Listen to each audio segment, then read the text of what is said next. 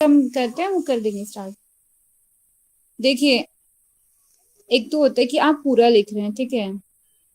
जैसे मैंने बोला था कि आपको कंप्लीटली नहीं लिखना, जैसे आप श्लोक जरूर याद करें, ठीक है। कितने श्लोक हैं प्रथम अध्याय में, किस चीज का वर्णन है। क्वेश्चन ये आ जाता है ना कई बार कि ये बताएं कि आसनों का वर्णन कौन से अध्याय में मिलता है, तो आप बताएंगे दूसरे अध्याय में। तो आपको अध्याय का पता होना चाहिए। ये भी जरूरी नहीं है इतना लॉन्ग सेंटेंस आप लिखे, इसको शॉर्ट में लिख सकते हैं। फिर देखिए सप्त साधन, आप ऐसे नहीं लिखना कि गिरण संहिता में सप्त साधन बताए गए हैं सात, ये ऐसे नहीं है। सप्त साधन लिखा, एरो बना के आपने चार्ट बना के डाल दिया ये सात, उसको संस्कृत में भी लिख दिया और उसको हिंदी में भी उसको डिफाइन कर दिया। देन श्लोक संख्या, मैंने आपको लास्ट टाइम भी बोला था, इस बार क्वेश्चन आया था, कोई भी पूछ सकते हैं कि षटकर्म का वर्णन कौन से श्लोक में किया गया है। तो अभी आप इस चीज पे थोड़ा फोकस करना, क्योंकि लास्ट टाइम क्वेश्चन आया था कि जो प्राणायाम की चर्चा है वो कौन से श्लोक में है। तो इस तरीके से क्वेश्चन इस बार बने हैं, जबकि पहले नहीं आए थे ऐसे क्वेश्चन, इस बार आए हैं। हर टाइम हर बार ना पैटर्न चेंज होता रहता है, तो छोटी छोटी चीजों का ध्यान रखते जाना है। अब देखिए धोती की अगर हम बात करते हैं, तो यहाँ पे षटकर्म की बात हुई है, धौती, वस्ती, नेति, लौलकी, त्राटक, कपाल, भाती। अभी धोती कितने प्रकार की हैं वो आपको पता होना चाहिए। अंत धोती, दंत धोती, हृदय धोती, मूल शोधनम। ठीक है, क्लियर है ये वाला, किस तरीके से आपको बनाना है। Yes ma'am. Yes ma'am. हाँ, अभी देखिए, अभी फायदे नुकसान देख लेते हैं, क्योंकि वो भी इम्पोर्टेंट है, इससे क्वेश्चन आता है कि किसमें क्या फायदे और नुकसान है। तो अंत धोती का अगर हम देखें तो चार प्रकार की हैं, ठीक है। अब उसमें आपकी मर्जी है, आपको कितना समझने के लिए आपको वो करना है। कि जैसे वात का मतलब वायु, वारी का मतलब जल, वही मतलब अग्नि, और बहिष्कृत मतलब बाहर निकाल देने वाली, जिसको बहिष्कृत कर दिया, बाहर निकाल दिया जाए। तो ऐसे आप अपनी समझ के लिए, क्योंकि आप ये शॉर्ट टाइम के लिए नहीं पढ़ रहे हैं। अगर आप पीएचडी की तरफ या नेट जेआरएफ की तरफ जा रहे हैं तो एक टीचिंग पर्पज से आप जा रहे हैं। तो छोटी छोटी चीजें आपके ध्यान में रहे, क्योंकि बार बार तो आप नहीं लिखेंगे। तो इस तरीके से आप कर सकते हैं। फिर इनके लाभ हैं, अब इसमें ये कवर हो रहा है श्लोक 15 में। तो एक तरफ मैंने विधि लिख दिया और एक तरफ इसके लाभ लिख दिए हैं। अभी अगर हम इसको देखें तो ये बहुत बड़ा बन जाएगा, ये आधे पेज में आ जाएगा, बट आपको ज्यादा से ज्यादा शॉर्ट में लिखने की कोशिश करनी है। ऐसे ही जैसे इसके लाभ यहाँ पे 16 में भी बताए गए हैं, तो मेन मेन लिखा हुआ है इसका, सेंटेंस में नहीं। कि सभी रोगों का क्षय, देह की अग्नि, वातसार, शरीर निर्मल, और भी शॉर्ट में ये हो सकता है। तो इस तरीके से आपको बनाना है और ये करना है, ठीक है। फिर है कर्ण रंध्र धोती, कपाल रंध्र, हृदय धोती, दंड धोती, वमन धोती। इनके ना मेन मेन वर्ड आपको पता होना चाहिए। केले, हल्दी, हृदय मध्य में चलाना है, पुनः वापस निकालना, और लाभ क्या क्या है इसके ना, 20 प्रकार, 40। तो इस तरीके से आपको करना है ये। क्लियर है, यस मैम। समझ आ रहा है ना कैसे नोट्स बनाने हैं हाँ जी। आपको। देखिए इतने इस तरीके से बनाने, 1 मिनट होल्ड करना जरा, 1 मिनट।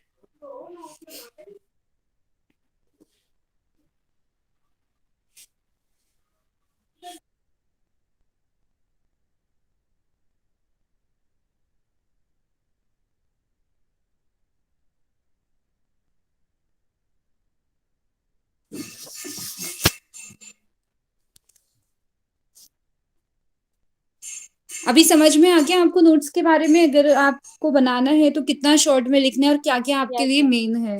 ठीक है, इसी तरीके से आपको बनाने, क्योंकि ज्यादा टाइम ना आपको गिरण संहिता, हट प्रदीपिका में तो बहुत टाइम लगने वाला है। तो उनका ध्यान रखना है, ठीक है। हाँ इस जी। तरीके से वसन, मूल शोधनम, आप मेन मेन चीजें मत भूल जाना कि इनके लाभ जो है। नहीं समझ में आए तो पूछ सकते हैं, किसी का भी कोई दिक्कत नहीं है, कभी भी फोन कीजिए, पूछिए कुछ भी। लेकिन उसको थोड़ा सा आप हार्ड जो वर्ड्स दिए हुए हैं संस्कृत वाले वो भी, उनको इजी वे में क्या बोलते हैं वो भी, तो सारी चीजें ध्यान रखें। और विधि भी थोड़ा देख ले कि क्या चीज है, कि जैसे अब अगर हम घेरण संहिता की बात करते हैं, तो इसमें 4 अंगुल चौड़ी सूक्ष्म वस्त्र को बोला, इसमें लंबाई नहीं बताई है, ठीक है। तो आपको ये छोटी छोटी चीजें याद रखनी है, जबकि अगर हम हट प्रदीपिका देखते हैं तो उसमें 15 हाथ लंबी बताई गई है। तो यहाँ पे डिफरेंस आ जाता है। ओके जी। Yes ma'am. हाँ ठीक है, अभी हम नेक्स्ट अपने टॉपिक की तरफ बढ़ते हैं। अगर इसमें किसी को कुछ पूछना है तो अभी पूछ सकते हैं, फिर मैं कम्युनिकेशन की तरफ मैं आगे बताऊंगी। जब हम ये पढ़ेंगे तब इसको और डीपली देख लेंगे। बट अभी के लिए सिर्फ मैंने तरीका बताया कि नोट्स कैसे होने चाहिए आपके, शॉर्ट में होने चाहिए, ना कि उसको आपको एलिब्रेट करके लिखना है पूरा। इतना होना चाहिए कि आप जब पढ़ने बैठे तो आप एक बार रिवीजन करें तो आपको सारा पता हो, आपको बुक खोलने की बार बार नीड ना हो। क्लियर? जी। Yes ma'am. हाँ ठीक है, चलिए मैं थोड़ा एक दो चीज और बतानी थी इंपॉर्टेंट कम्युनिकेशन से रिलेटेड। अभी मैं कुछ टर्म्स बताना चाह रही हूँ, उनको थोड़ा नोट डाउन कर लेंगे आप लोग, बाकी तो मैं भेज दूंगी, लेकिन थोड़ा उनको लिखना ध्यान से, क्योंकि लास्ट टाइम भी वो यूज हुए थे वर्ड्स, तो इसलिए वो बताना जरूरी है। ये जैसे इसमें कुछ टर्म्स हैं जो कि लास्ट टाइम में भी मेटा करके आया था, मैं आपको बता देती हूँ अभी। काइनेसिक्स, ठीक है। काइनेसिक्स क्या होता है? ये गैर मौखिक या गैर शाब्दिक संप्रेषण का एक ही रूप माना जाता है। इसका संप्रेषण के संदर्भ में शारीरिक गतिविधियों के अध्ययन के रूप में परिभाषित किया जाता है, जैसे body language, sign language, para language, स्पर्श या टच, इसमें सब आ जाता है। गैर मौखिक यानी बिना बोले या बिना शब्दों के भी जो की जाती है कम्युनिकेशन, वो इसके अंतर्गत आती है। तो आपको वर्ड पता होना चाहिए कि इसका मीनिंग क्या होता है। कई बार वर्ड से रिलेटेड होता है, तो आपको इसमें सारी चीजें क्या क्या इंक्लूड होती हैं वो आपको ध्यान रखना है। ये लिखना है इसके सामने, गैर मौखिक या गैर शाब्दिक संप्रेषण का ही रूप माना जाता है इसको, जिसमें हाव भाव कैसे हैं, फेस एक्सप्रेशन कैसे, क्योंकि उसमें ना तो शब्द हैं ना आप बोल रहे हैं, लेकिन बॉडी लैंग्वेज आपकी शो हो रही है, और आपकी जो चेहरे की प्रतिक्रिया है वो आपका हाव भाव आपको स्पष्ट रूप से सामने वाले को देखने के लिए वो बता सकते हैं कि वो आप क्या बोलना चाह रहे हो। फिर साइन लैंग्वेज, जो कि स्पेशल बच्चों के लिए यूज की जाती है। पैरा लैंग्वेज होती है, इसको भी हम आगे और देखेंगे, पैरा लैंग्वेज। और स्पर्श, टच से भी हम बता सकते हैं, ठीक है। ये भी सब क्या है, कम्युनिकेशन के ही प्रकार हैं, तो ये काइनेक्सिस में आ जाता है। क्लियर है? यस मैम, यस एकदम मैम। क्लियर। हाँ, इसको लिखना है, ये टर्म आपको पता होना चाहिए कि ये क्या होता है। स्पेशली मैंने ये पहले इसी को पढ़ाना शुरू किया क्योंकि उसमें कल भी मैम आया ये था लास्ट किसके क्लास। टाइप्स के, ये टाइप्स हैं किसी के? टाइप्स नहीं है, ये टर्म्स हैं। जब आप सब्जेक्ट पढ़ रहे हैं ना कम्युनिकेशन, तो जी। उसमें टर्म्स यूज हो सकते हैं बीच बीच में, जैसे लास्ट टाइम पैरा लैंग्वेज आया अच्छा था, अच्छा अच्छा, ठीक है। ठीक है। तो अब आपको पता होना चाहिए कि ये क्या होता है। अभी एक और है इसका पेज, वो भी देख लीजिए। जैसे फर्स्ट मैंने बता दिया था, अभी ये उसमें ही है, काइनेक्सिस में आई कांटेक्ट होना भी, ठीक है। जब हम इंटरव्यू में जाते हैं तो हमारा आई कांटेक्ट कैसा है ना, वो भी मैटर करता है। जैसे आईएएस आईपीएस का आपको इंटरव्यू देखना, तो उसमें वो अगर कमियां होती हैं तो बताते हैं कि आपका आई कांटेक्ट ठीक नहीं है, आपकी आप बात मुझसे करें लेकिन आपकी जो नजरें हैं वो दूसरी तरफ हैं। तो ये भी बहुत ज्यादा सामने वाले के अंदर का जो कॉन्फिडेंस है, जो आत्मविश्वास है, या वो नजरें चुरा रहा है, इसका मतलब उसको कुछ यहाँ पे कुछ आता नहीं है, या फिर झूठ बोल रहा है। तो इस तरीके से हम सामने वाले को बिना बोले ना पहचान लेते हैं कि ये भी एक प्रकार की कम्युनिकेशन है। तो ये सारी चीजें पार्ट ऑफ कम्युनिकेशन है। सरल भाषा में शरीर की भाषा की व्याख्या है। अगर सीधे शब्दों में बोलो तो शरीर की भाषा की व्याख्या, बिना बोले आपका शरीर की जो प्रतिक्रियाएं होती हैं, वो टर्म यहाँ पे यूज होता है। तो आप, ठीक है, इतना काफी है इसके लिए। नेक्स्ट में बढ़ते हैं, मेटा संप्रेषण। मेटा कम्युनिकेशन क्या होता है? हम जो कहते हैं और जो अर्थग्रहीता तक पहुंचता है। आप, मैंने जो आपको समझाया काइनेक्सिस के बारे में, अब जो आपने आप तक पहुंचे हैं जो शब्द, उसमें कुछ अंतर रहता ही है। जो मैं कहना चाह रही हूँ, जो जितनी नॉलेज मुझे है, शायद जब मैं आपको बताऊंगी तो उतना मैं अच्छे से ना बताऊं, कुछ ना कुछ अंतर उसमें रहेगा ही, चाहे मैं कितना भी एफर्ट लगा लूं। सभी अशाब्दिक संकेत जैसे बात कहने का लहजा, चेहरे की अभिव्यक्ति आदि अर्थ का वांछित स्तर से अच्छे ढंग से भी पहुंच सकते हैं और बुरे ढंग से भी। हमारे जो कहने की बात कहने का तरीका होता है कि हम बहुत तेज बोल रहे हैं, या बहुत पेशेंसली बात को बोल रहे हैं, या हम खुश होके बोल रहे हैं, या सैड मन से बोल रहे हैं, तो हमारे जो शरीर की जो स्थिति होती है, उससे भी क्या होता है, हमारा जो बात जैसे पहुंचनी चाहिए उसका स्तर भी बदल जाता है। वो अच्छे ढंग से भी पहुंच सकती है और वो बुरे ढंग से भी पहुंच सकती है। तो जरूरी नहीं है कि जैसा आप बोलोगे एग्जैक्ट वैसा ही जाए। ऐसी स्थिति को समझने को मेटा संप्रेषण कहते हैं। ये संप्रेषण प्रक्रिया सतह के नीचे, बीनीथ द सरफेस चलती है। मेटा शब्द का हम सूचना प्रौद्योगिकी में एक उपसर्ग की तरह प्रयोग करते हैं, जिसका अर्थ है एक अंतर्निहित परिभाषा या विवरण। ये क्या होता है कि कम्युनिकेशन में ना ये साथ साथ चलता है, ठीक है। छुपे हुए एक अर्थ में इसको ले सकते हैं कि हम ये चीजें कर नहीं रहे हैं, लेकिन हमारी बॉडी लैंग्वेज, हम जो बात बोल रहे हैं, हमारे हाव भाव, सारी चीजें मिलके कुछ ना कुछ इसमें अंतर लेकर आ जाती हैं। तो वो साथ ही चलने वाली प्रक्रिया है ये, जो सामने वाला जो रिसीवर है उस तक पहुंचने में। तो ये मेटा कम्युनिकेशन है। Next is para linguistic. इसमें क्या होता है, यह संप्रेषण स्वर को और शब्द कैसे कहे गए, टोन जो होती है, किस टोन में बात कही गई है, इस बात का अध्ययन है। जब आप अपना मुंह बात करने के लिए खोलते हैं, आप स्वयं के बारे में काफी कुछ कह जाते हैं, जिसका अक्सर आपके कहे शब्दों से कुछ लेना देना नहीं होता। पैरालिंग्विस्ट संकेत आपके कहे वचनों के हर तत्व और अर्थों के भेद को वर्णित करता है। यानी जब हम कोई बात बोलते हैं तो हमारी जो टोन होगी ना, वो हमारी पर्सनैलिटी को दिखा देती है। चाहे मैं जो भी बात आपसे कर रही हूँ, जरूरी नहीं है कि वो जो टोन है उससे रिलेटेड हो, लेकिन कई बार क्या होता है कि जो शब्द की टोन होती है वो उसका, अब मतलब बात तो कही जाती है लेकिन उसकी पर्सनालिटी को भी दर्शाती है। तो वो सारी चीजें क्या होती है, पैरालिंग्विस्टिक। अभी समझ आया आपको यहाँ तक तीन जो वर्ड बताया मैंने? Yes ma'am. मुझे बताइए कोई काइनेक्सिस के बारे में, कोई भी एक। बिना बोले और बिना शब्द के जो कम्युनिकेशन की जाती है हम्म। वह काइनेसिक्स हम्म। कहलाती है। जैसे क्या क्या आ सकते हैं उसमें? जैसे इसमें साइन लैंग्वेज, पैरा हाँ। लैंग्वेज और बॉडी हम्म। टच और आई कांटेक्ट। यस, सारी चीजें जो हमारी बॉडी की जो परिभाषा, जो हमारी बॉडी का जो एक्सप्रेशंस होते हैं, जो हमारे हाव भाव होते हैं, सारी चीजें वो उसमें आ जाती हैं। क्लियर है ना? ये आपको बस इनके अर्थ बताना बहुत जरूरी है। आपको जरूरी नहीं है कि ज्यादा पढ़े आप नेट जेआरएफ के लिए, लेकिन आप जो पढ़ें उसका मीनिंग आपको क्लियर होना चाहिए। वहां पे ऐसा तो है नहीं कि आपको थ्योरी लिखनी है। आपके सामने चार ऑप्शन होंगे, तो आपको जब भी, अगर आपका कॉन्सेप्ट क्लियर है ना, आपको पता है कि इसमें क्या क्या आता है, हाव भाव आते हैं, तब आप उसको चूज कर पाएंगे। अभी नेक्स्ट है मेटा संप्रेषण, उसके बारे में, मेटा संप्रेषण के बारे में कोई भी बताएं। हाँ मैम। मेटा म- मेटा हाँ। संप्रेषण के बारे में। हाँ जी। बटर संप्रेषण का मतलब होता है कि हम हम्म। जो कहते हैं या हम जो कह रहे हम्म। हैं, तो हम्म। सामने वाला तक जो पहुंच रहा है, तो उसमें थोड़ा हम्म। अंतर हो जाता है। हम जो बोल रहे हैं एज इट इज वो उसी को नहीं समझता है, थोड़ा बहुत डिफरेंस आ ही जाता है। तो इसी हाँ। को मेटा संप्रेषण कहते हैं। मेटा संप्रेषण का मतलब ही है एक अंतर्निहित परिभाषा, सामने वाला उसको किस तरह से ले रहा है। इसका पॉजिटिव और निगेटिव दोनों हो सकता है, हालांकि हमारा वो ऐसा नहीं रहेगा कहने का, लेकिन सामने वाला उसको अपने से ले सकता है। ये मेटा संप्रेषण है। जो बात हम पहुंचाना चाहते हैं, वो जो रिसीवर तक पहुंचने में उसमें कुछ ना कुछ डिफरेंस आ ही जाता है। आ ही जाता है जी। मैम जो चलिए अभी। डिफरेंस है वो डिफरेंस ही कहलाएगा ना मेटा कम्युनिकेशन। हाँ, वो जो डिफरेंस आ रहा है ना, उसी हाँ को, हाँ उसी ठीक। मतलब वो आपकी बातों के साथ साथ ही चल रही है वो, कहीं ना जी कहीं, जी। ठीक है। ठीक जो ठीक। अंतर है बीनीथ द सरफेस, वो चलता रहता है सतह के नीचे। अभी नेक्स्ट है पैरालिंग्विस्टिक, इसके बारे में बताइए, तो बहुत इजी था। कोई भी एनीवन जिन्होंने बता दिया उनसे अलग, कोई भी बताइए जल्दी से।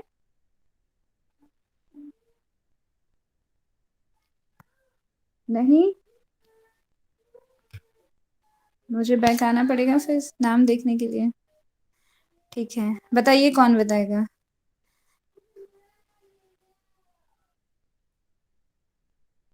नीलू जी के हैंड रेज, अंकिता जी बताइए आप। मैम किस टोन में बात कही गई है, इससे बात का पता चलता है जो आपकी पर्सनालिटी को दर्शाता है वो। मतलब क्या होता है कि जब आज जैसे अभी क्या ना, हम बात कर रहे हैं किसी से, अभी हम, मैं आपसे बात कर रही हूँ, बात तो मैं आपसे कम्युनिकेशन की कर रही हूँ, लेकिन जो मेरे बात करने का लहजा होगा, वो बहुत कुछ आप उससे जज कर जाते हो, है ना। बहुत कुछ आपको उससे मेरे बारे में पता चलेगा, कि मैं बहुत गुस्से वाली हूँ, कि मैं बहुत शांत यस रहने मैम। वाली हूँ, मैं बहुत अग्रेसिव हूँ। तो ये सारी चीजें क्या होता है, ये उसमें होती है कि जो हमारा टोन होता है ना, उससे हमारी पर्सनालिटी बहुत सारी आप सामने वाला जान जाता है। तो ये होता है हमारा, ठीक है। नेक्स्ट बढ़ते हैं आगे। ये क्लियर हो गए तीन पॉइंट? Yes ma'am. ठीक है जी, इनको लिख लेना आप, है ना। इनका थोड़ा थोड़ा मीनिंग अपने आप समझने के लिए, जितना भी आपको ठीक लगे। ओक्यूलिक्सिस, ठीक है। संप्रेषण में नेत्र पलकों का प्रयोग करना। कई बार क्या होता है ना कि आईज के थ्रू हम अपनी बात को कहते हैं, बार बार अपनी आईज का रोल करना इधर उधर, या फिर पलकों को ज्यादा से ज्यादा झपकाना या उठाना, जो भी है, अपनी आंखों के जरिए बात को करना होता है ओकोलिक्सिस। ठीक है, ओकोलिक्सिस होता है। नेक्स्ट है प्रॉक्सिमिक्स, स्थल का उपयोग। एक सेकेंड, थोड़ा ज्यादा जूम हो गया। स्थल का उपयोग, यदि कोई व्यक्ति प्रधानमंत्री के निकट वाली कुर्सी पर बैठा हो तो इसका क्या अभिप्राय है। ठीक है, स्थल का उपयोग करना कि आप जहां बैठे हैं उसके उस पर डिपेंड करता है कि जैसे प्रधानमंत्री के पास अगर कोई बैठा है तो इसका क्या अभिप्राय है, मतलब कि हम कहाँ बैठे हैं, कहाँ हम उठते बैठते हैं, कहाँ हम रहते हैं, उसके हिसाब से आदि चीजें क्या होती हैं कि जब जो प्रधानमंत्री के पास होगा तो उनकी वैल्यू क्या होगी, उनकी आपको पता है कि वो जो बहुत क्लोज हैं प्राइम मिनिस्टर के, और उनकी जो वैल्यू है, उनकी पोस्ट आपको खुद पता चल जाएगी। तो जिनका जहाँ पे कांटेक्ट ज्यादा रहता है, जहाँ पे वो ज्यादा बैठते हैं, जैसे कोई है कॉलेज में आप देखते हैं कि कुछ बच्चे टीचर से ज्यादा कनेक्ट होते हैं, तो कहीं ना कहीं आप उसको जज कर जाते हैं, या तो वो बहुत ज्यादा पढ़ने वाला बच्चा होगा, या फिर क्या होगा, बहुत कम पढ़ने वाला बच्चा होगा कि उसके डाउट्स ज्यादा रहते होंगे। या फिर आप देख सकते हैं कि जो आपके यूनिवर्सिटी में वाइस चांसलर रहते हैं, उनके आसपास जो लोग होते हैं, तो उससे आपको पता चल जाता है। तो स्थल का उपयोग करने से आप कुछ बातें आपको पता चल जाती हैं। हैप्टिक्स मैम होता ये है एक बार और बताइए, इसकी एक्चुअल मीनिंग क्या होगी, इसको हम बोलेंगे। स्थल का उपयोग, स्थल ये वाला मतलब जो आपका सरफेस है, ठीक है, किस सरफेस से आप रिलेट करते हैं, कहाँ से आप रिलेट करते हैं, वो भी चीजें आपके बारे में बहुत कुछ बता जाती हैं। वो भी एक कम्युनिकेशन का प्रकार है। देखिए बात ये है कि कम्युनिकेशन सिर्फ बोलना नहीं है, ठीक है, ये समझने की कोशिश करना है। आंखों से भी हो रही है, पलकों से भी हो रही है, आप जो बात बोल रहे हैं उसकी टोन से भी हो रही है। तो क्या आप बात बोल रहे हैं, उस हर चीज से कम्युनिकेशन। कम्युनिकेशन सिर्फ ये नहीं हुआ कि आप बात कर लिए, वो कम्युनिकेशन का पार्ट है, नहीं, वो समझाना चाह रहे हैं बस। तो अगर ये वर्ड टर्म आ जाता है ना, प्रोक्सेमिक्स, तो ये भी क्या आता है, स्थल का उपयोग आपके पास है, तो वो भी क्या है, पार्ट ऑफ कम्युनिकेशन है। नेक्स्ट इज हैप्टिक्स, स्पर्श करना, टच के माध्यम से भी हम किसी के जो हाव भाव, उसके विचारों को हम जान सकते हैं। जैसे बच्चा है, बच्चे को अगर कोई प्यार से गोद में उठाता है तो उसको पता चल जाता है। या आप एनिमल्स का ले लीजिए, एनिमल्स को आप जिस तरीके से टच करते हैं उनको पता चल जाता है। आप प्यार से उनको टच करेंगे तब भी वो आपके साथ वैसे रिएक्ट करेंगे, जबकि आपने कुछ नहीं बोला, लेकिन आपके हाथ का टच वो बहुत कुछ बता देते हैं। तो ये स्पर्श के माध्यम से आप। नेक्स्ट इज ऑब्जेक्टिक्स, संप्रेषण में वस्तुओं आदि का प्रयोग करना, किसी वस्तु की ओर इंगित करना। लाइक जैसे स्टडी के हम माध्यम में ले सकते हैं कि प्रॉप्स का यूज करना। तो उसके माध्यम से क्या था, हमें कोई वस्तु, अगर हम कुछ कहना चाह रही हूँ मैं आपसे, और समझो कि मैं आई के बारे में बात करना चाह रही हूँ, मैं आई की पिक्चर आपको दिखा दूं, तो अगर मैं उसको दिखाऊंगी तो वो ज्यादा आपके लिए इजी टू अंडरस्टैंड हो जाएगा। ठीक है, तो वो इजी टू ज्यादा बोलते हैं ना कि लास्ट टाइम भी पढ़ा था कि जो हम सेंटेंस बोलते हैं उससे भी ज्यादा क्या होता है, चित्र 1000 गुना ज्यादा अपनी बात को रख देता है। तो इस तरीके से किसी भी वस्तु का अगर हम प्रयोग करते हैं तो वो भी। नेक्स्ट है क्रोनेक्सिस, समय का प्रयोग, किस किस समय क्या बात कहनी है आदि। यूरोपियन या जापानी लोग भारतीय लोगों की तुलना में बहुत ही समयबद्ध हैं, यह भी किसी प्रकार संप्रेषण का ही भाग है। जैसे कि हम देखते हैं, अगर आपने फॉरेनर्स के बीच में आप कभी भी रहे होंगे या आप कभी उनके कांटेक्ट में आए होंगे, तो एक क्वालिटी होती है उनकी कि वो, अगर योग के माध्यम से मैं थोड़ा टाइम जुड़ी थी उनसे, अगर क्लास सुबह 5:30 या 5 o'clock है ना, तो वो 5 o'clock वहां पे मिलेंगे आपको। वो बहुत पंचुअल होते हैं टाइम के, हम लोगों से ज्यादा। तो ये भी क्या होती है कि समय का प्रयोग, कि हम समय का किस तरीके से प्रयोग करते हैं। अभी क्या हुआ, हमने एक बात बोली कि जो फॉरेनर्स होते हैं वो ज्यादा समय के पाबंद होते हैं, तो हमने, ये एक तरह की कम्युनिकेशन है उनको लेकर, ठीक है, समय का प्रयोग वो किस तरीके से करते हैं, इससे हमने उनके बातों को बता दिया आपको। तो ये भी यहाँ पे होता है, ये याद रखना है टर्म क्रोनेमिक्स। तो इसमें क्या था कि दूसरे जो लोग हैं उनके बात, यह भी एक प्रकार का संप्रेषण का ही भाग है। समझ में आया, इसमें समय के प्रयोग से बात बता दी गई है दूसरों के बारे में। और वो सच, ये सच है कि वो लोग ना टाइम के बहुत पंचुअल होते हैं, बहुत ज्यादा। वो हम लोगों की तरह नहीं होंगे, उनका शेड्यूल बना होता है, जो भी शेड्यूल है उसको पूरा फॉलो करते हैं वो। टाइम से उठना और हर चीज को योग करना है तो सुबह 5 बजे की भी क्लास है तो वो उसको कंटिन्यूअस फॉलो करेंगे। पंचुअल तो काफी होता है। ऑल्फैक्टिक्स, ऑल्फैक्ट्री आपने नौवीं पढ़ी होगी, है ना? पढ़ी है? किसी ने ऑल्फैक्ट्री के बारे में पता है? एनाटॉमी फिजियोलॉजी जब पढ़ी होगी आपने, पता है किसी को? नो नहीं पता? आपने तो पढ़ी थी ना एनाटॉमी फिजियोलॉजी। मैम पढ़े हैं, ये वर्ड याद आ रहा है, हम लोग पढ़े हैं इसको। अच्छा, हाँ हाँ, याद आ रहा है, भूल भले गए? ना एक्सप्लेन ना कर पाए लेकिन ये हाँ, वर्ड याद है। ध्यान हाँ रखना ऑल फैक्ट्री आप जब आगे भी पढ़ेंगे ना, ब्रेन पढ़ेंगे, नर्वस सिस्टम पढ़ेंगे, उसमें भी आएगा ये, वहाँ पे नर्व्स होती है तो ये ध्यान रखना, ये तो इम्पोर्टेंट है। ऑल फैक्ट्री होती है जहाँ से हमें महक आती है चीजों की ना, गंध आती है, तो ऑल फैक्ट्री ना वो है। समझ गए? तो गंध महक, कई बार क्या होता है ना, आपने कुछ नहीं बोला, किसी ने कुछ नहीं बताया, आप अपनी फ्रेंड के घर गए, उनके घर से खुशबू आ रही है, अरोमा आ रही है, खाना बन रहा है, आप उससे भी पहचान जाएंगे, तो वो भी एक प्रकार का संप्रेषण है, यानी कम्युनिकेशन। आदि का प्रयोग, यदि आप कोई इत्र खरीदना चाहते हैं, जब उसकी सुगंध एक प्रकार से संदेशी है, इसका प्रभाव सुनने या देखने से भी ज्यादा दीर्घकालिक होता है।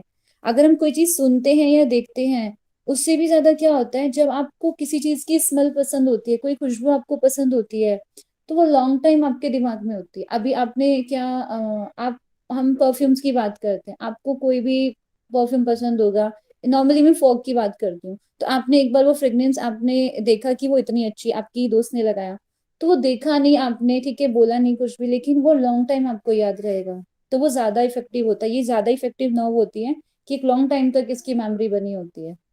तो कई बार क्या होता है कि जब आपको कोई चीज लेनी है, आपको उसकी फ्रेग्रेंस पता है, और आप जब खरीदने गए हैं तो उसी से आप पहचान के उसको ले लेंगे, तो ये भी एक प्रकार का कम्युनिकेशन है। गेस्टोरिक्स है स्वाद का प्रयोग, कि टेस्ट के माध्यम से भी आप चीजों को कम्युनिकेट कर सकते हो। क्लियर है ये टर्म्स?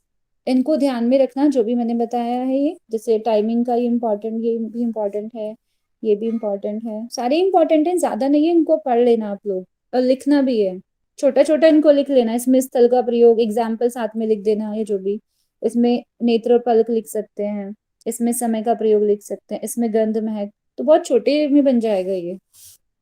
क्लियर है? यस जी मैम। ओके, थोड़ा सा और पढ़ा देते हैं। समझ में आ रहा है आपको? जी मैम, यस शब्द मैम। बस थोड़े से टिपिकल है, शब्द याद करने हाँ पड़ेंगे देखिए, बस। इसमें क्या है ना, देखो मैं आपको फिर बताना चाहूंगी, आप यहाँ पे आपको अपना माइंड आप नहीं यूज कर सकते, अपना माइंड उसके लिए यूज करना है आपको, बस समझने के लिए। आपको टर्म्स यही पता होने चाहिए, जो भी आपको पढ़ाया जाता है ये पार्ट ऑफ सिलेबस है, और इसको आप छोड़ नहीं सकते हैं। तो यहाँ शब्द टफ नहीं है, आप थोड़ा सा देखेंगे ना तो वो इजी ही लगेंगे, इंटरेस्ट बना लीजिए बस। मेरी बात बस ये ध्यान रखना, जिस दिन आपने इंटरेस्ट बना लिया ना, उस दिन टफ और हार्ड तो कुछ रहेगा ही नहीं आपके लिए। आप जिस भी सब्जेक्ट को पढ़ेंगे लगेगा अरे मैं तो बेकार में डर रही थी, तो इजी है, तो ऐसा सोच के चलना है। बेकार में टेंशन नहीं लेनी, मजे मजे में पढ़िए और ज्यादा से ज्यादा रिवीजन रखिए। अगर पढ़ के छोड़ देंगे तब भी भूल जाएंगे, फिर कुछ याद नहीं रहेगा। बट हाँ, अगर क्लास में आप हो तो इतना ध्यान से उसको सुनो कि आगे आप थोड़ा सा भी 10 मिनट भी रिवीजन करो तो आपको याद आ जाए।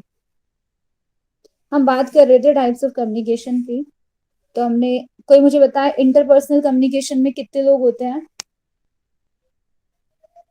10+2, 2 लोग। हाँ, मतलब टू टू तो कम से कम ही होंगे, 2 लोग। कम से और कम 2 दो लोग। से अधिक भी, ठीक है, कम से कम दो, बिल्कुल। और ये बताएं कि इसमें फीडबैक जल्दी मिलता है या बाद में मिलता है?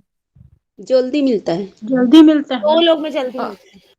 बहुत बढ़िया। और किसमें फीडबैक नहीं मिलेगा ये भी बता दीजिए? सिंगल। सिंगल इंटर में। मास उसका टर्म, कम्युनिकेशन में। मैम उसका टर्म मास क्या में, है? मास ऑफ मेडिटेड कम्युनिकेशन में, उसमें लेट से मिल, उसमें बहुत मास देरी में से टाइम मिलता है। लगेगा ना मिलने में। और मास किसमें में मिलेगा ही नहीं? इंट्रा मैम ये इंट्रा इंट्रा पर्सनल। में, इंट्रा इंट्रा पर्सनल में। हाँ, इंट्रा इंट्रा हाँ। पर्सनल में, ठीक है, हम्म। इंट्रा पर्सनल में नहीं मिलेगा, ठीक है। एक्सेप्शन केस ये दोनों ही होते हैं वैसे, मास और मीडिएटेड कम्युनिकेशन, क्योंकि मास का अगर हम देखें तो ये न्यूज़पेपर के माध्यम से एक बड़े जनसंचार करना, यानी लोगों तक न्यूज पहुंचाना। अभी जैसे अब मैं बोलूं, अगर आपने सोचो कि नेट जेआरएफ की अभी वो आई, आपके सामने नोटिफिकेशन आई कि फॉर्म निकल गए हैं, और वो न्यूज़पेपर, क्योंकि बहुत लोगों तक पहुंचाना है, तो या तो वो आपके गूगल पे आपको नोटिफिकेशन दिखेगी, और या फिर आपको दिख जाएगी न्यूज़पेपर में। तो क्या होता है कि वो एक बड़े लेवल पे जाके वो न्यूज फैल रही, वहां पे आप एकदम से अपना फीडबैक नहीं बता पाएंगे कि अभी एग्जाम होने चाहिए नहीं होने चाहिए, तो कोई भी बात है। और इंट्रापर्सनल, अगर आप खुद में अकेले ही बातें कर रहे हैं, अरे इतनी जल्दी क्यों इन्होंने एग्जाम की नोटिफिकेशन डाल दी, अभी तो पढ़ना ही नहीं था ये वो तो किसी को पता ही नहीं चलेगा आप क्या बात कर रहे हो, कि वहां पे कोई फीडबैक ही नहीं मिलेगा। तो इसलिए ये जो होता है दोनों, ये हमारा क्या होता है, इनमें फीडबैक जल्दी से नहीं मिलता है, और इसमें तो मिलता ही नहीं है। और इंटरपर्सनल यानी दो लोगों के बीच में कम से कम। चलिए अब आगे पढ़ते हैं। अभी उद्देश्य और शैली के आधार पर मैं इसमें कुछ और ऐड करूंगी, ठीक है, मैं दूंगी आपको इसमें कुछ और टाइप्स में ऐड करना चाहूंगी। तो अभी आपको इसी को देखिए, फिर आगे बताती हूँ मैं। फॉर्मल और इनफॉर्मल, ये आपने पढ़ लिया है, तीनों याद किए थे। Yes ma'am. मैम मुझे ना ये तीसरा वाला जो है ना, दिशा के आधार पर जो 3 यह हम्म टाइप से दिए हुए हैं, हाँ जी। उनको एक एक बार बताइए ना। अभी देखो, मैंने इसको एलिब्रेट नहीं किया है, मैंने सिर्फ नाम याद करने के लिए बोला था। अभी इनको पढ़ेंगे अच्छा, हम हाँ आगे, हाँ, तब तो ठीक है। ठीक है। हाँ, इनको एलिब्रेट ठीक है नहीं जी, किया। ठीक है। ओके वर्टिकल है, हॉरिजॉन्टल है, और डायगोनल। अभी हम इनको आगे पढ़ेंगे, अभी तो मैंने ओके सिर्फ ओके। इंटरपर्सनल पढ़ाया था। जी चलिए जी। पढ़ते हैं। नेक्स्ट है हमारा इंटरपर्सनल। इसमें बताया था कम से कम दो व्यक्ति होंगे, उससे अधिक भी हो सकते हैं, और ये फेस टू फेस संचार होता है। इसमें क्या होता है, ये ऐसा नहीं है कि आपने अपनी बात को न्यूज़पेपर में लिख दिया और वहां से वो जनसंचार में फैल रही है, ये सामने फेस टू फेस होता है। यह एक आदर्श और प्रभावी संचार है, क्योंकि इसमें फीडबैक शीघ्र ही प्राप्त होता है। कोई भी कम्युनिकेशन कंप्लीट तब होती है जब उसमें फीडबैक मिले सामने से। अभी क्या है कि मैं आपको कितना भी पढ़ा लूं, लेकिन लास्ट में जब मैं क्वेश्चनिंग करूंगी तब मुझे पता चलेगा आपकी प्रतिक्रिया से कि आपको कितना समझ में आया। तो वो मेरा फीडबैक होगा, फिर मुझे पता चलेगा मुझे कौन सी चीज दोबारा रिवाइज करानी है, किस चीज पे मुझे ज्यादा काम करना है, या क्या चीज आपको समझ में नहीं आ रही है। तो जैसे अभी आपने मुझे बताया, अभी लास्ट हमने जो पढ़ा था, कुछ टर्म्स देखे थे, तो किसी ने बोला कि वर्ड इसके टफ हैं, तो वहां से पता चला कि अभी उसको और थोड़ा रिवीजन की नीड होगी, कि वहां पे कि आपको वर्ड्स क्लियर हो जाए। तो ये फीडबैक होता है। और साथ में क्योंकि हम लोग साथ में बात कर रहे हैं, एक ग्रुप क्लास हमारी है, तो फीडबैक इसमें मिल रहा है, ठीक है। यह फॉर्मल और इनफॉर्मल हो सकता है, शब्द, ध्वनि और मुद्राओं के माध्यम से किया जा सकता है। फॉर्मल इनफॉर्मल ऐसे होगा कि अगर टीचर और स्टूडेंट के बीच में कम्युनिकेशन है तो वो फॉर्मल हो जाएगी, बट अगर वही कम्युनिकेशन आप दो फ्रेंड्स के बीच में है तो वो इनफॉर्मल हो जाएगी। तो दो तो कोई भी हो सकता है ना, ऐसा जरूरी थोड़ी है कि बॉस या एक एम्प्लॉय के बीच में कम्युनिकेशन होगी तो वही इंटरपर्सनल होगी। कोई भी दो लोग हो सकते हैं, नहीं। आगे बढ़ते हैं, यहाँ तक क्लियर है ना सभी को? पता यस होना मैम। चाहिए छोटी छोटी चीजें, इसको अंडरलाइन करना है कि फीडबैक शीघ्र ही प्राप्त होता है, फेस टू फेस कम्युनिकेशन है, दो या दो से अधिक व्यक्ति, ये चीजें ध्यान में रखनी है। क्या बात कही गई है कि इससे ज्यादा कैसे बात कही गई, इसका महत्व होता है। इसमें क्या होता है, ये इतना इंपॉर्टेंट नहीं है, ऐसे क्वेश्चन थियोरेटिकल क्वेश्चन नहीं बनते हैं, पर देख लेंगे इसको भी। इस प्रकार का संचार दो लोगों के बीच उनकी स्थिति, भूमिका और कौशल पर भी निर्भर करता है। कि इस प्रकार के संचार में क्या होता है कि दो लोगों की स्थिति क्या है, सिचुएशंस क्या है, अभी भूमिका किस टॉपिक पे बात कर रहे हैं, और उनकी कौशल, वो किस चीज में उनका परफेक्शन है, वो उन दोनों के बीच में जो चीजें, जैसे अगर हम देखें कंपनी में बात हो रही है अगर, तो अगर कंपनी के एम्प्लॉयज के बीच में बात हो रही है तो वो उनके ऑफिस से रिलेटेड चीजों को लेकर होगी। अगर कॉलेज में बात हो रही है तो स्टडी से रिलेटेड होगी। आप पर्सनली बात कर रहे हैं तो कोई भी टॉपिक हो सकता है, आपका अपनी लाइफ का या फिर कोई भी फ्रेंड्स का, तो डिपेंड करता है अलग अलग चीजों पे। नेक्स्ट है पैरा लैंग्वेज प्रभावित करती है इसको ना, इस संचार का पैरा लैंग्वेज प्रभावित करती है, इसलिए मैंने टर्म्स पढ़ाए थे आपको कि आपको थोड़ी थोड़ी चीजें पता हो। ये आपका हो गया है इंटरपर्सनल। नेक्स्ट आपका आ जाता है इंट्रापर्सनल। ये एक व्यक्ति के अंदर होता है, मतलब हम खुद से ही जब बातें कर रहे होते हैं, हम अपनी बातें किसी को बोल, ये साइकोसोमैटिक डिसऑर्डर भी है, जब ज्यादा बढ़ जाता है तो वो साइकोसोमैटिक मतलब डिसऑर्डर में आ जाता है, कि पहले आपके मन में वो चीजें उत्पन्न हो रही है जो आधी उत्पन्न हो रही है, फिर धीरे धीरे वो आदि बढ़ के योग वशिष्ठ में आपने पढ़ा होगा या पढ़ेंगे जब आप आगे पढ़ेंगे सिलेबस, तो ये कंसेप्ट योग वशिष्ठ का है। तो योग वशिष्ठ में कहा गया है कि पहले क्या होगा, आपका जो मनोमय कोश है ना वो डिस्टर्ब होगा, खुद से बात, खुद की अंदर ही अंदर चीजों को सोच के या स्टोर करके। फिर क्या होगा, धीरे धीरे धीरे फिर वो बॉडी पे इम्पेक्ट आने लगता है, उसका व्याधियां उत्पन्न होने लगती हैं, यानी जो विकार, जो डिजीज आप जिनको बोलते हैं। ऐसा नहीं कि शुरू में डिजीज बनेगी, वो आपके मन से शुरू होगी। आप मन में चीजों को स्टोर करके रखते हैं, मन में सोचते रहते हैं, उनको बाहर नहीं निकालते, तो वो सारी चीजें फिर व्याधि के रूप में प्रकट होती हैं। शुरू में ही आपका जो शारीरिक रूप में वो नहीं दिखती, पहले वो हिडन में होती है मन में, तो उसके बाद आती है वो शरीर में। क्लियर है? ये इंट्रापर्सनल ये एक व्यक्ति के अंदर होता है, समझ आया? Yes ma'am. ओके। ये कुछ स्पष्ट करने के लिए या सही गलत अच्छा बुरा आदि जानने के स्वयं से आत्म अभिविन्यास है। मतलब क्या होता है इसमें, खुद से ही हम अपने आप से क्वेश्चन कर देते हैं सही गलत को लेकर, अच्छे बुरे को लेकर, और स्वयं को ही जानने का प्रयास इसमें रहता है। तो ये इंट्रापर्सनल होता है। ये भावनात्मक संचार होता है। कई बार इमोशनल होते हैं ना, भावनात्मक, खुद से ही बात करना, इमोशनली खुद से ही कनेक्ट होना, खुद से ही बात करना। और ट्रांसपर्सनल कम्युनिकेशन इसका प्रकार है। जैसे कई बार क्या होता है ना, टीवी में भी देखा होगा आपने कि पिक्चर्स में या मूवीज होती हैं या सीरियल होते हैं, उसमें ना एक हमारी ही इमेज सामने दिखा देते हैं ना, सेम कोई है सामने और उसी की सेम इमेज दिखा रहे हैं, वो आपस में बात कर रहे हैं। देखा आपने ऐसा? हाँ मैम, मैंने याद आया बहुत आप लोगों को? Yes ma'am, yes ma'am. हाँ, सर मैंने देखा। तो आप समझ गए कौन सी कम्युनिकेशन है वो, बताइए? मैम वो इंट्रा कम्युनिकेशन है, intra. Intrapersonal communication, intrapersonal communication. ठीक है। हाँ मैम हम लोग ये कई मिरर बार, के सामने भी तो खड़े होके बात करते हैं अपने आप से। बस वही वही सही समझे आप, ठीक है, वही वाला है।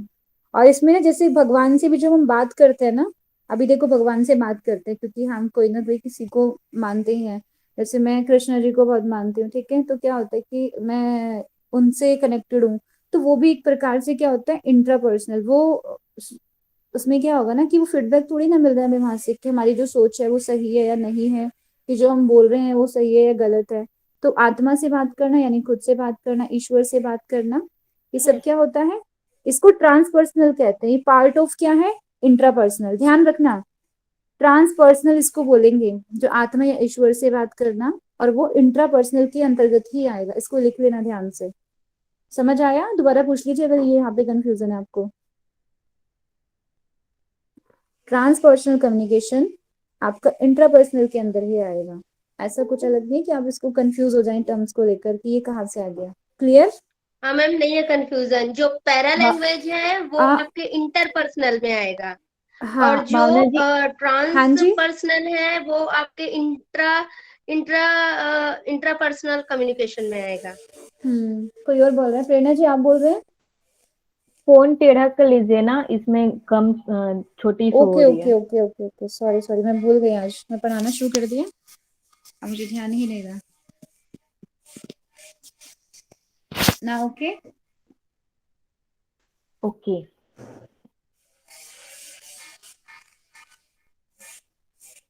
इंट्रापर्सनल में आपका ट्रांसपर्सनल भी आता है, जिसमें आत्मा और ईश्वर से बात की जाती है। तो इसमें फीडबैक नहीं मिलता आपको तुरंत, तो ये इतना इफेक्टिव इसको नहीं माना जाता, क्योंकि इसमें सामने वाले की प्रतिक्रिया हमें पता नहीं चल रही, क्योंकि हम खुद से ही बात कर रहे होते हैं। ये इंट्रापर्सनल है आपका।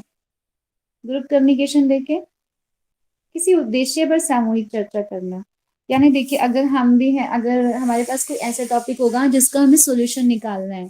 अभी मैं बोलूँ कि अभी मैं आपका एग्जाम होने वाला है आपका 5 फेब को, तो आप बताएं सब कि क्या उस टाइम होना ठीक है, और मैं आपका वाइवा भी लूंगी, तो ये टॉपिक होगा, तो वही ग्रुप डिस्कशन में कन्वर्ट हो जाएगा कि हमें एक इम्पॉर्टेंट टॉपिक पर हमें चर्चा करनी है, तो वो ग्रुप कम्युनिकेशन होता है। तो इसके बारे में एक सामूहिक चर्चा। नेक्स्ट आ जाता है हमारा मास ऑफ मेडिएटेड कम्युनिकेशन, जन संचार। दर्शकों के साथ संचार जन संचार कहलाता है, कि व्यूवर्स जो होते हैं उनके साथ बात करना। कोई यांत्रिक उपकरण जो संदेश को बड़ी संख्या तक पहुंचाए, कोई भी ऐसा टेक्नोलॉजी को हम यूज करते हैं जो हमारे संदेश को, जैसे गवर्नमेंट कोई रूल बनाती है, गवर्नमेंट कोई पॉलिसी बनाती है, अब वो ऐसा तो है नहीं कि किसी एक पर्सन तक जाएगा, और जो ऑल ओवर वर्ल्ड है वो उस तक पहुंचाना है, तो हमें ऐसे मीडियम चूज करने होंगे, ऐसे माध्यम चूज करने होंगे जो एवरी पर्सन तक वो चीजें जा सके। तो यह इंटरपर्सनल कम्युनिकेशन से अलग है, क्योंकि इसमें शीघ्र फीडबैक नहीं मिलता, ठीक है, क्योंकि वो फेस टू फेस कम्युनिकेशन थी। और दूसरा ये था कि उसमें फीडबैक भी तुरंत मिल जाता है, बट ना तो इसमें फीडबैक तुरंत मिलता, और ये उससे अलग है। तो इसमें क्या क्या आता है, रेडियो, टीवी, समाचार पत्र आदि जनसंचार के उदाहरण है। इसमें दर्शकों की प्रकृति पर विचार किया जाता है। जब कोई भी रूल्स बनाते हैं या कोई भी न्यूज निकालते हैं, तो हमें पहले से ही पता होता है। जैसे हम बात करें, उसकी बात करते हैं, कोविड की बात करते हैं, तो आपको क्या लगता है कि जितने आंकड़े वहां पे बताए जाते हैं उतने होते नहीं, उससे ज्यादा होंगे, लेकिन वहां पे लिमिटेड दिखाने की उनको परमिशन होती है, क्योंकि अगर सारी चीजें बता दी जाएगी, अगर जो सामने जिन तक बात पहुंचाना है, अगर उन तक उस तरीके से एज इट इज बात रखें, तो वैसा पॉसिबल नहीं है। उन चीजों में पहले चीजों का चुनाव किया जाता है कि क्या क्या चीजें बतानी है, क्योंकि दर्शकों की प्रकृति पर सामने में क्या देश में उसका रिएक्शन होगा, तो वो चीजें इंपॉर्टेंट होती है। वहां पे हर चीज को विचार करके तब वो बात को आगे लाया जाता है। तो इस तरीके से ये होता है मास ऑफ मीडिएटेड कम्युनिकेशन। यहाँ तक क्लियर है आप लोगों को? एनी डाउट बताइए। यस मैम, क्लियर क्लियर है। है मैम। ओके जी, आप तो बहुत समझदार हो गए।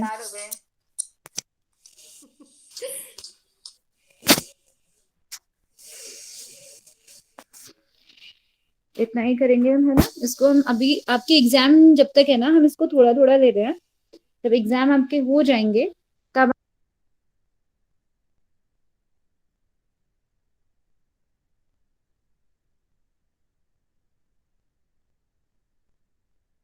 आप नोट्स बनाते रहिए। और क्योंकि अभी आपके और भी सब्जेक्ट स्टार्ट होंगे, तो फिर एकदम प्रेशर आ जाएगा। मैं बार बार आप लोगों को बोल रही हूँ, और मैं टेस्ट में कभी भी ले सकती हूँ बीच में। इसके लिए मैं ये नहीं बताऊंगी कि आपको कब तक पढ़ना है, कब तक इसको रुकना है यहाँ पे, ठीक है? तो मैं मैम कभी भी अगला इसका टेस्ट ले सब्जेक्ट सकती हूँ। मैम अगला सब्जेक्ट कौन सा हो सकता है?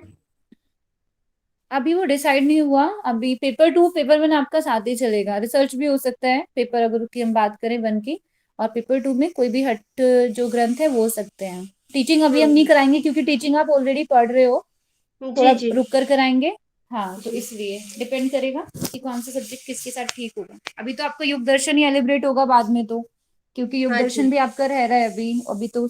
लेकिन आप जी ना जी चैंटिंग जो रिसर्च भी भी तो करना। चल ही रहा है साथ में। मैम बोल रही थी कि रिसर्च की भी, मैं नेट की भी तैयारी साथ साथ करवाते जाऊंगी करके।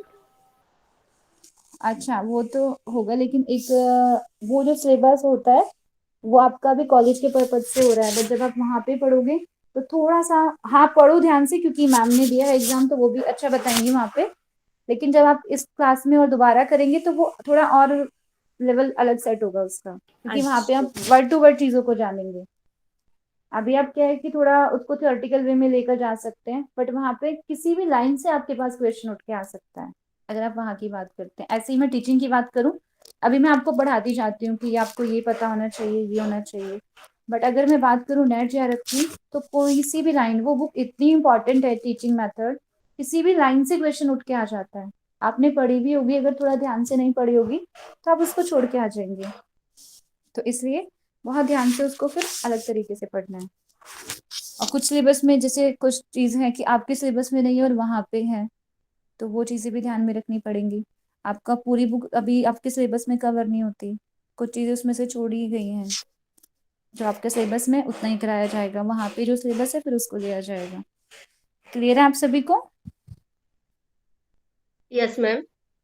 ओके जी, चलिए मैं कुछ क्वेश्चन पूछती हूँ, थोड़ा सा मुझे बताओ, मैं भी तो देखूं आपको क्या क्या आता है। चलिए अब मुझे बताइए कि ट्रांसपर्सनल कम्युनिकेशन किसका पार्ट है? मैं बताती हूँ नाम इंट्रापर्सनल है। कम्युनिकेशन। नीलू जी बोल गई सबसे पहले, ठीक है ठीक है। Intrapersonal, very good. और प्लीज सभी एक्टिव रहें, सभी बात करें, जिसको नहीं आता है पूछिए, बिल्कुल भी डरना घबराना नहीं है, अच्छे से पढ़ाई करनी है। अभी नेक्स्ट जो है, अगर हम बात करें, जो रेडियो टीवी, जो समाचार पत्र का यूज कौन सा टाइप में यूज होता है, वो मास क्या टाइप है? वो कम्युनिकेशन। मास कम्युनिकेशन किसका पार्ट है? संबंध के आधार पर। संबंध के आधार पे, वेरी गुड, ठीक है, इस तरीके से पढ़ाई करनी है आपको, क्लियर है ना? ये छोटी छोटी चीजें आपको, और वहां पे क्वेश्चन ऐसे नहीं आएगा बन के, मैं क्वेश्चन आपके सामने प्रेजेंट करूंगी, वहां पे एक थ्योरेटिकल क्वेश्चंस आते हैं, तो आप थोड़ा आपको कॉमन सेंस लगाना पड़ेगा कि आपने ये पढ़ा था तो आपको कैसे कनेक्ट करना है। अभी मैं बहुत सिंपल सिंपल आपको पूछ रही हूँ, बट वहां पे एकदम सीधा क्वेश्चन, जैसे पेपर 2 और पेपर 1 में आप डिफरेंस जरूर समझना। पेपर 2 में आपके सामने एक सीधा क्वेश्चन रहेगा कि किरण संहिता में आसनों का लाभ क्या दिया है, टिक करो, वहां पे आपको सीधा मिल जाएगा। बट पेपर 1 में थोड़ा आपको कॉमन सेंस लगाना पड़ता है, इजी वो भी है, बस समझ का फर्क हो जाता है हम कितना उसको पढ़ कर गए हैं, कितना कॉन्सेप्ट क्लियर करके गए हैं। बाकी सभी का क्लियर होगा, वो सब आप टेंशन तो लेना नहीं है, बस पढ़ने पे फोकस करना है। ठीक है जी।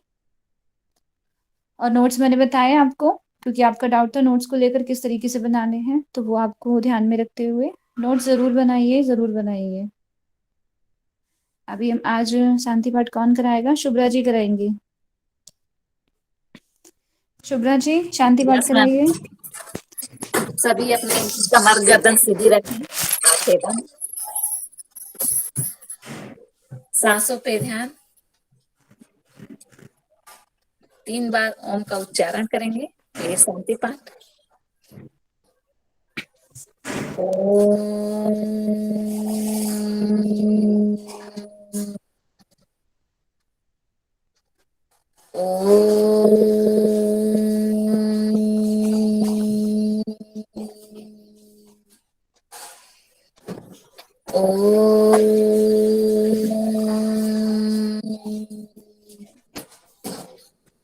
सर्वे भवन्तु सुखिनः, सर्वे सन्तु निरामया, सर्वे भद्राणि पश्यन्तु, मा कश्चित् दुर्गभाग् भवेत्। शांति शांति शांति। हाथों को रब करें और अपने आंखों पे लगाएं। सभी को ओम। थैंक यू आप शुभ्रा सभी जी। को कल प्रेरणा जी रिकॉर्डिंग ऑफ कर देना एक बार।